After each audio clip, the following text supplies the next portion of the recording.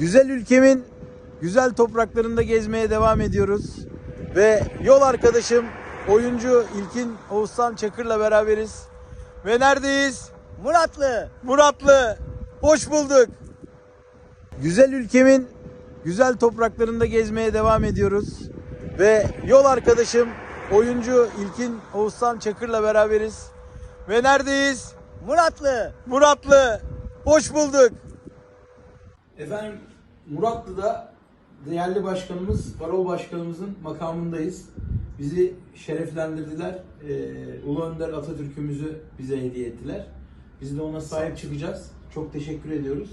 Sanatsever bir başkanımızla bir arada olduğumuz için de çok mutluyuz. İyi ki varsınız başkanım. Sağ olun, var olun efendim. Ben Muratlılar adına size teşekkür ediyorum. Sanat her zaman için bizim önceliğimiz. İnşallah bundan sonra da devam ederiz. Geldiğiniz için ayağınıza sağlık. Sağ olun efendim. Sağ olun. Teşekkür ederiz.